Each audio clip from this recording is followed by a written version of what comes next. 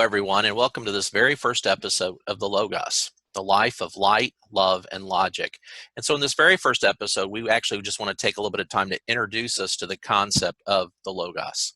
As you saw in the opening that we put forth, we go ahead and put out the term Logos, and it says that the Logos is the spoken word or discourse that gives order or structure to things. And so that's kind of what we want to focus on during this program. So as we've got listed here on your PowerPoint, what we hope to accomplish through this program is to shine light on the structure, order, and meaning in our lives. Sometimes people take the time to ask some of life's most basic existential questions. Now, I don't know, in a way, it seems like our world today is so wired for sound and there's so many distractions and there's so many things going on. I don't know if too many people think about these questions, but I remember as a younger student always looking at philosophy books, and you'd hear questions of things like, why am I here? What's my purpose? What's the meaning of life? Why do bad things happen to good people? Why do good people die young? And so there's all these questions that sometimes people will stop and take the time to ponder. Well, this program believes that all those answers can be discovered as we look into the Logos, which is the Word of God that gives structure and order. It gives life and light. It gives hope and purpose and a love and logic to all who will listen. Many times, because we are a Bible-based program, many times when people start to study the Bible, we start with Genesis 1:1. In the beginning, God created the heavens and the earth. And that's where we are supposed to start. In the beginning, God created the heavens and earth.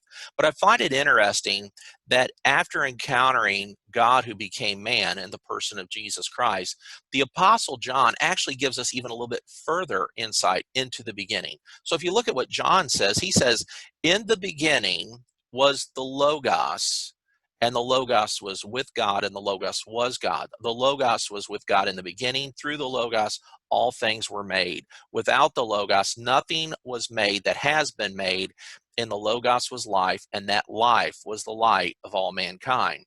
So if we could take that information and go back to Genesis 1:1, we could say, in the beginning, through the Logos, the spoken word which gives structure and order to things, God created the heavens and the earth. God created you. He, through structure and order, created all things and gave it purpose and meaning. So if the Logos is the life that gives light, order, and purpose, then shouldn't we, as God's creation or those who live here on this earth, shouldn't we look to the Logos for our life, order, and purpose? It's a lot like an instruction manual.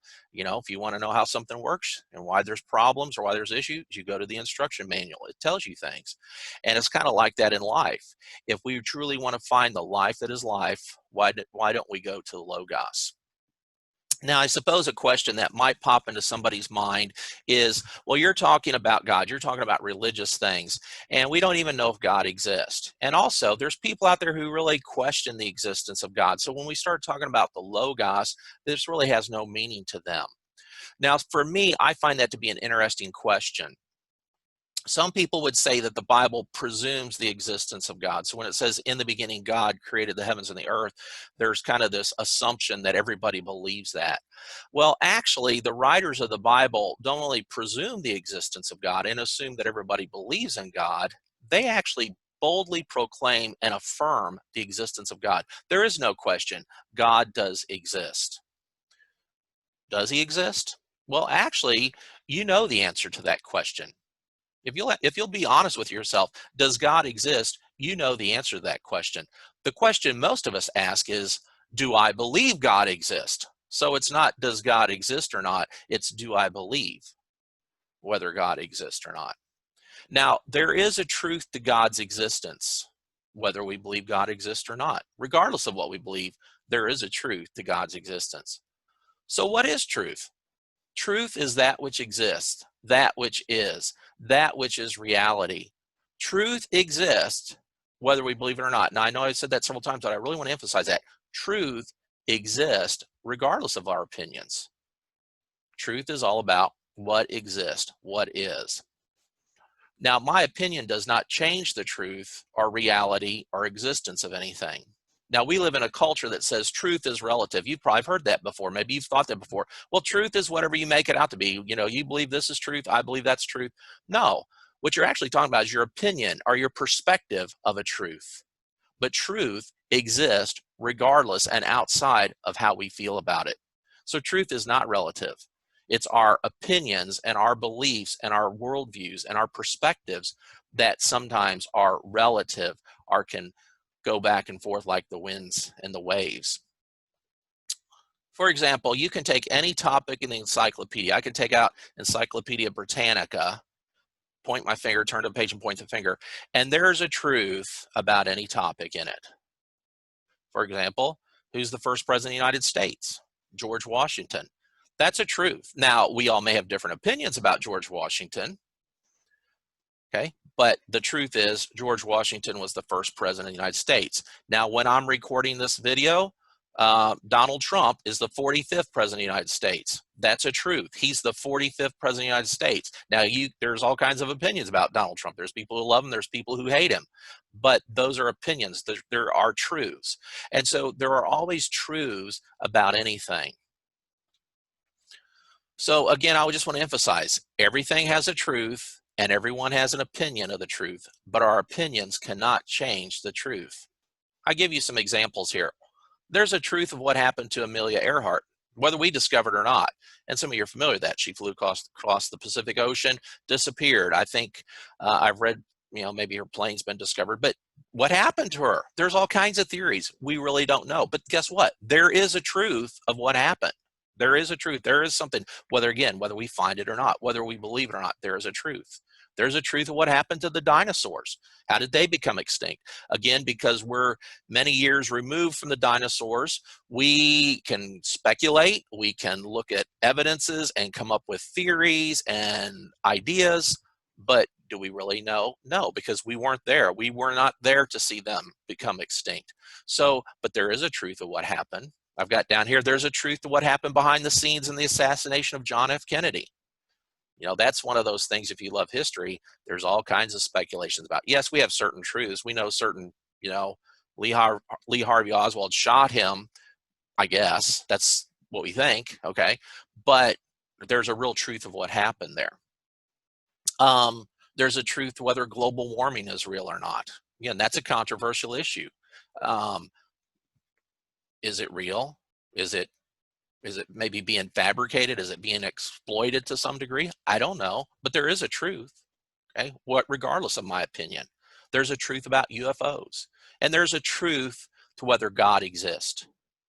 Now, those who experience God will proclaim that he's true, but even that is based upon experience and belief.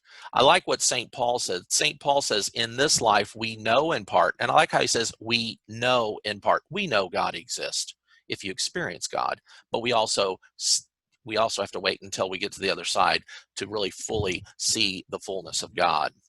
Those who ignore God in this life, I guess they're going to wait for death to find out if God is true or not.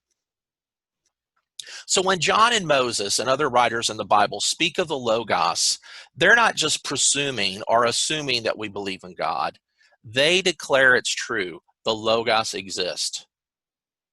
There's no doubt in their minds the Logos exists. As I was preparing this program, I began to think about, why do people believe or not believe in the existence of God? And I think there's various reasons, and I know there's all kinds of wonderful Christian speakers out there who've talked about the existence of God, why we should believe in God, why we shouldn't, or why people don't believe in God. But again, this is my program, and these are just some insights I've had. But first of all, I think people who believe in God, a lot of times were taught to believe. From their childhood on up, they're taught that God exists. There's no, that's just part of their life. They pray before they eat, they go to church, they read the Bible, they say their goodnight prayers. God is just part of their life. And because God is such a part of life, and they're taught about God, there generally is a willingness to believe in God. They were willing to take that step of faith and say, yes, I believe that God exists. Other people believe in God because of their experiences with others. So a lot of times you'll see people, especially if they get older and they really have much experience with God, if they're around other people who have faith in God and they find out these people love them and accept them and maybe help them through difficult times, because of their experience and what they've encountered with other people, especially if they've been around people who've used them and abused them, who don't believe in God, and then they come around people who believe in God and are kind and compassionate and helpful to them, that increases people's faith. Like, yes, there must be a God out there because I see love exhibited, whereas over here I didn't see love exhibited. I see faith and hope and charity exhibited. Over here I didn't see those things. I think another thing is when people have a personal experience. So we talk about you're taught to believe, you're willing to believe, but then as you really begin to experience God, you begin to see his promises come to pass. You begin to read his word, and there's like these revelations or this, just insights into your life that really make sense. I think that is that confirms to people that there is a God because it all makes sense. In fact, one of the points is, it's really kind of interesting because sometimes it's hard to let go and take that step of faith. But for people who believe, once you really take that step of faith, it's like, wow, everything really opens up and everything really makes sense. So I think that personal experience. And then I think also our perceptions and expectations of God help us believe God. There are many perceptions, there's many expectations of God out there because people hear different things. Many times, instead of people reading the word of God for themselves, praying for themselves, they rely upon other people to tell them information about God. We do that a lot in the world. We don't have time to read everything about everything that's out there. So what do? We listen to other people and get their opinions, and that begins to shape our perceptions, our expectations. So if I have a perception of God, who's this wonderful creator who is loving but also very just, a creator who's very caring and compassionate but also very holy.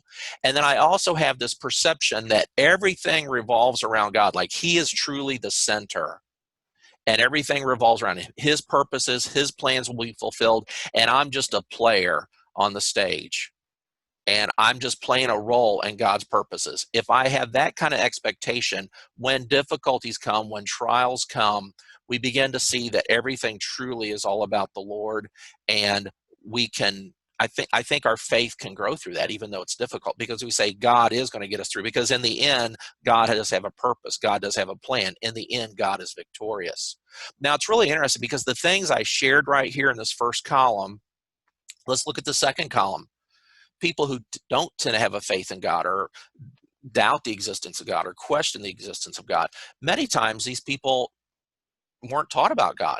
There's a lot of people, even in the United States, we think the United States has a lot of Christian influence, and it does, but there's still a lot of people who just grow up and God's just not part of their life. They're never taught about God. They don't pray. They don't read the Bible. They don't talk about God. And so they may hear about things going through life because there's enough Christian people and religious people around that they're going to have questions. Young kids are going to say, how come these people go to church? Or how come these people read the Bible or talk about God? But when God's not a focus, it's real hard to make God a focus. Also, with some people and their personalities, there's an unwillingness to believe. There are some people that have what we call kind of a empirical sense of knowledge. Now, empiricism is very good. I'm sure most of you know this, but empiricism is all about I should be able to use my five senses to observe, taste, touch, feel this thing, and I can make observations, and it's something that I can see. There are some people who are so caught up in empiricism that they're like, I can't see God, therefore God doesn't exist.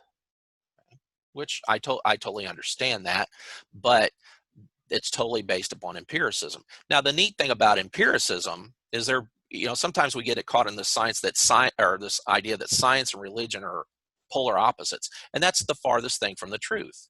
There are many scientists who are believers who, because of their faith, they look at the same evidence as a non-believer and they say, look, I can see this empirical evidence, but because of my faith in God, this just confirms my faith in God. This just shows how great God is. So empiricism is good, but it's not necessarily the opposite of faith. There are many people of faith who are also empirical, and it just affirms their faith. But there are some people who are like, if I can't see it, if I can't observe it, if I can't measure it, then I'm not going to believe. I also have down here experience with others. So just like some people can say, I had a great experience, this person led me to the Lord. There's other people who say, because of my experiences with other people, and especially those who are supposed to be religious or Christians, I don't want to believe in God. So I've got down here that some people are religion's forced on them. it's shoved down their throats. There's not a lot of love and compassion. There's no relationship. It's like, you follow all these rules or else you're going to go to hell. And that definitely turns people off. I mean, and that works in anything. Okay, that works in anything. If somebody shoves things down your throat, people tend to balk. Okay, and sometimes Christians have definitely been guilty of that. We see that in the secular world. I mean, you can even look at what's going on in the world today. There's people who are very condescending to people who, don't believe like they do. And does that make us want to follow them? No, it doesn't. Okay. It's the same thing with Christianity. I can shove Jesus down somebody's throat, and if they don't feel loved, if they don't feel like there's a relationship there, if they don't feel validated or valued, they're probably going to rebel against that. And so sometimes that's really turned people off to God, that when I was a kid, my parents made me follow all these rules, or my parents made me do all this, and they never took the time to really love me, but they just shoved this stuff down my throat. That's turned people off to God. Also, hypocrisy. Kids are pretty smart. And so if a kid sees a parent telling, if the parent's telling the kid don't smoke, but the parents over there smoking, or if the kid is there and they watch their parents say, like, you need to go to church, but the parents don't go to church, then the kid looks at it and says, well, that's hypocritical. And so sometimes Christians can be the worst hypocrites, because we're preaching one thing, but we're not living it. And so those are some things that can really turn people off to God, because they equate Christian people. I mean, it's really not fair to God, because God is not, God is much greater than any Christian person. But sometimes people look at Christian people and say, well, if that's the way they're going to act, I don't want to be a Christian. And that's just human nature. I mean, I can think of some things, even just going on, that are non-religious, that I see the way some people act, and I'm like, why would I want to believe what they believe? They're screaming and hollering, they're burning things down. Okay, why am I going to want to believe what they believe?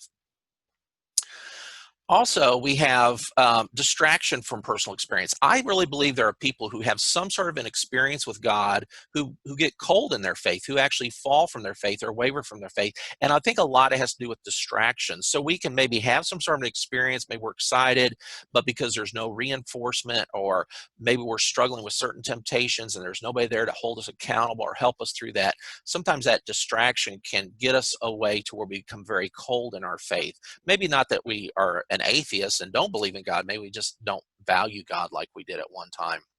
And then the last thing, which correlates with the last point on those who believe, is our perceptions and expectations of God. There are people who get angry with God. There's people who reject God because of their expectations and their perceptions. Some people have a perception that God is this big bully with a baseball bat ready to just beat you over the head every time you make a mistake. That can't be further from the truth, but that's the perception some people have. Other people have a perception of God that he's, like the world revolves around them, like God is supposed to be there at my every beck and call. And so when I ask God for something, I'm supposed to get it. And guess what? When I don't get it, because God's supposed to serve me, then I'm mad at God.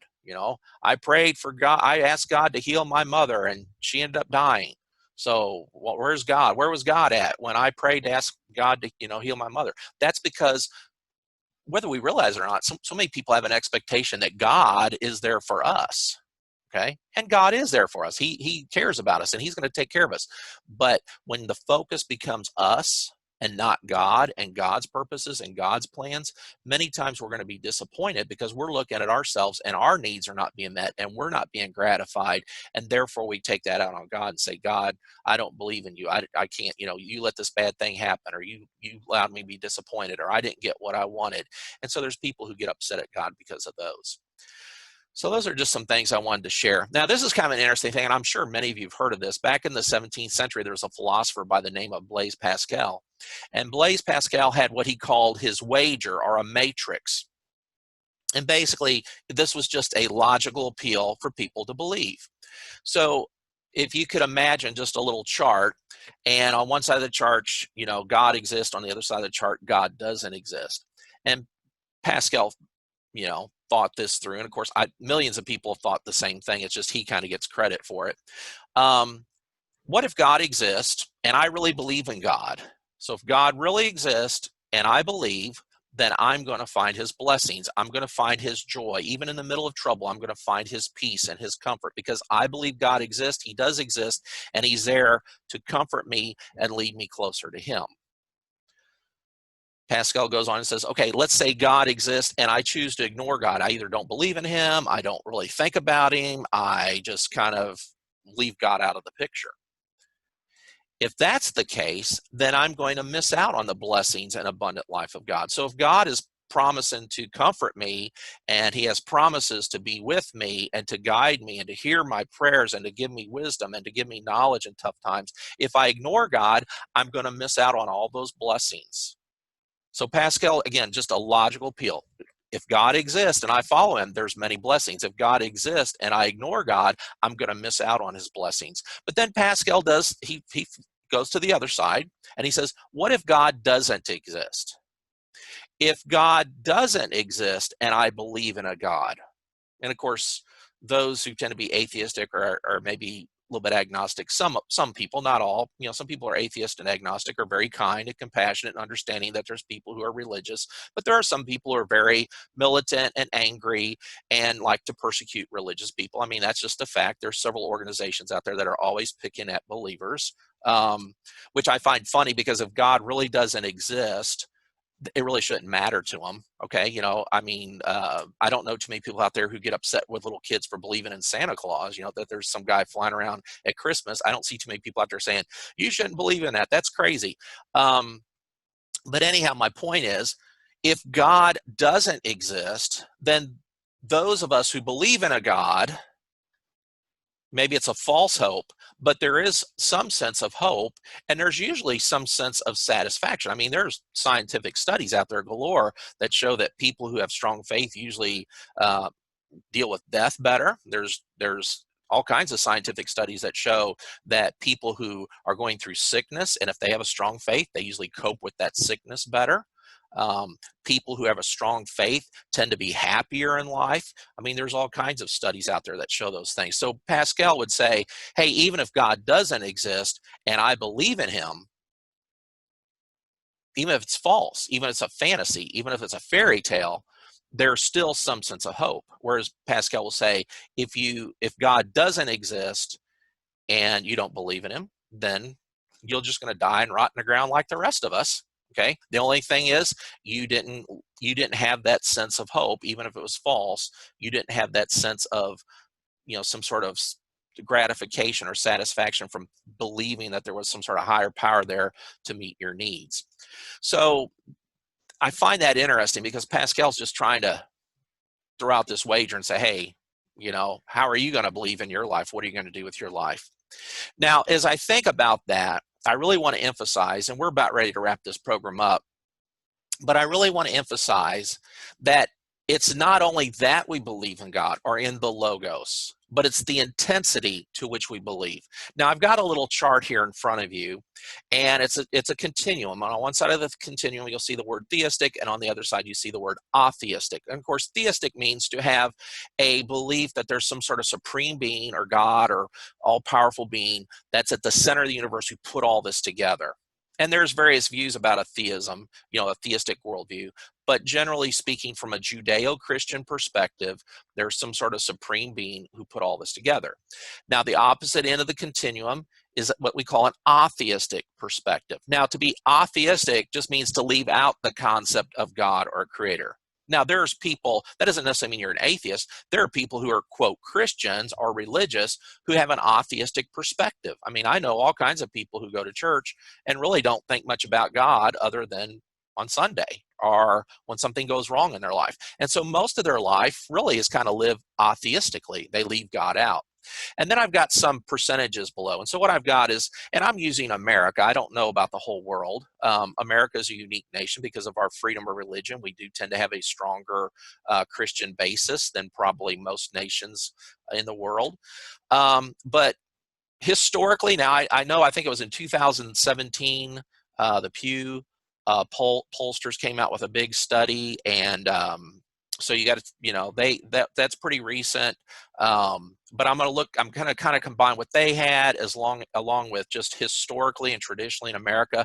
But what we have is, in America, generally speaking, about 95% of the people in America believe in some sort of supreme being or God or creator. And according to the recent Pew poll of 2017, that may be a little lower than that, but it's somewhere around that range. Just again, that's one poll, but I'm just saying traditionally and historically, that's kind of what we have here in America. So you've got 95 out of 100 people say, yeah, there's something up there. There's some sort of supreme power up there. Not totally an atheistic or atheistic approach. You have about 75%, I think the Pew poll says it's around 70% now, but there's about 75% of the people in America claim to adhere to the Christian religion. By adhering to the Christian religion, that means they believe Jesus Christ is the Son of God. They maybe go to church on Christmas and Easter. Maybe they got baptized when they were a little kid, or they joined the Baptist church when they were 15 years old and haven't been back for 40 years, but they're still, a Baptist. So you have about roughly 75% of Americans who claim to be Christian. So that other 20 or so percent, you're going to have, Jewish people, you're going to have Muslims, you're going to have, Oriental religions, there's a lot of people out there who consider themselves spiritual, but they don't really have any, adhere to any particular dogma, but they still consider themselves spiritual. So you have, quite a few people in that range too. Then if you go on this continuum, you'll see about 35% of the people attend church on a regular basis. Now, in certain parts of the country, on the South, in the Midwest, that's going to be higher, whereas like in the Northeast, you probably don't have as many people, or on the West Coast, maybe you don't have as many people. A lot of that has to do with family traditions and family values, and just the exposure to, the Bible and Christianity. You have about 20% of the people in America who claim to have a personal relationship with Jesus Christ, which means they pray, on a regular basis. They try to read the Bible or devotionals. They think about God frequently. Maybe they've asked Jesus in their heart, or they've made some sort of profession of faith publicly. And then you have about 5% of the people who are active in sharing their faith. They're doing youth work, they're preaching, they're helping the homeless, they're out there sharing Jesus with beggars on the street.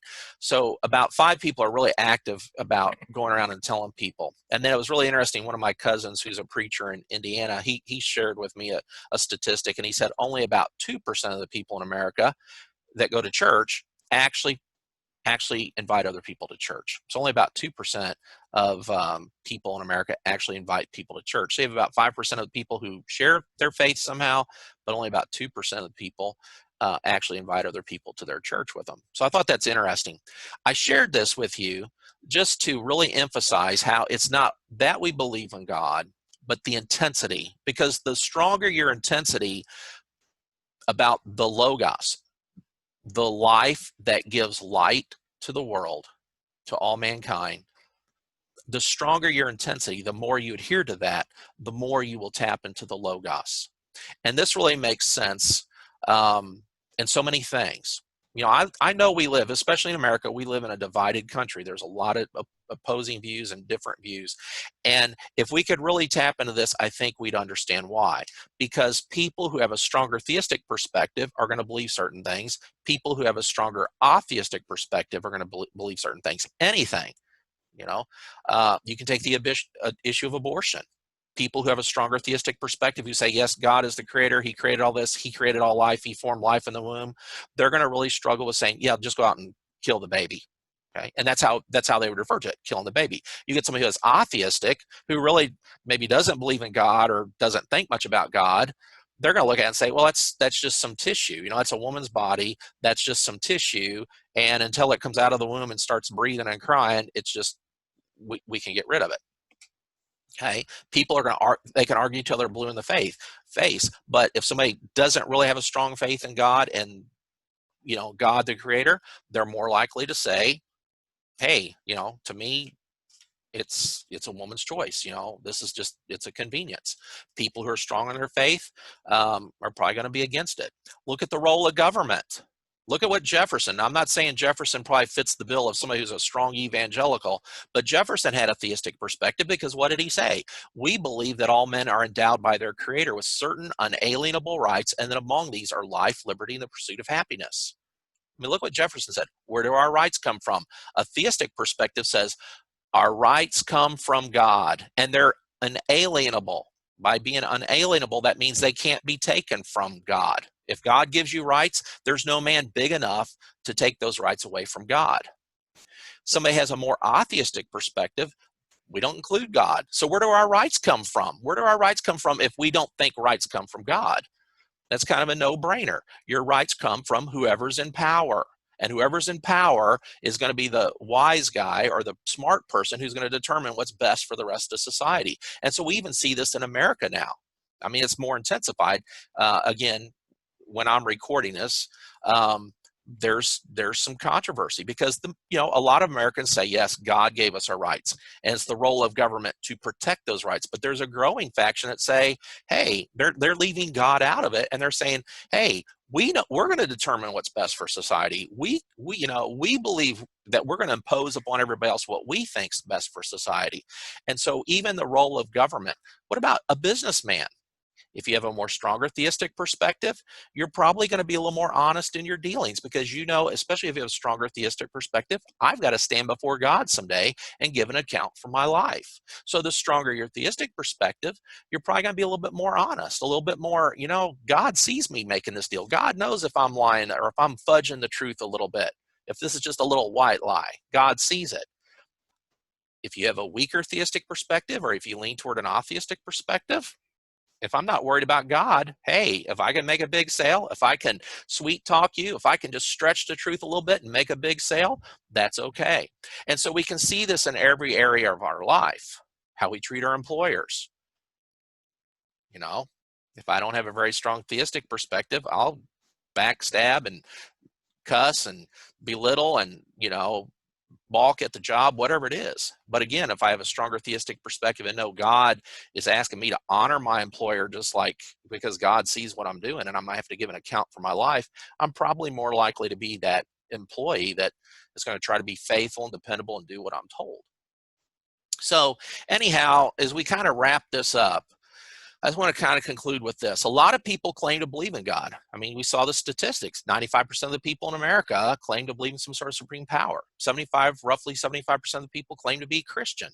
So a lot of people claim to believe in God or the Logos, but how many people actually cleave to the Logos? If the Logos is the life that gives light, purpose, and order to those who trust and obey God, how many people are actually holding to that? Jesus said that he came to give us an abundant life. And yet I know a lot of people who claim to be religious or Christians or believers in God who really, how many of them can actually say they have an abundant life? And I think one reason is Jesus's promise didn't fail. When Jesus said, I came to give you an abundant life, that's not the fault of Jesus if we don't have an abundant life. It's we failed to look at the life that gives light to all mankind, the Logos. So in this program, as we understand the Logos better, the more we're going to be able to walk in his life that gives light.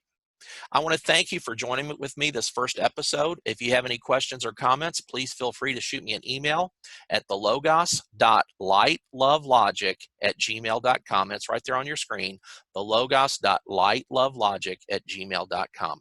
Thank you. Have a great evening, and we'll see you next time.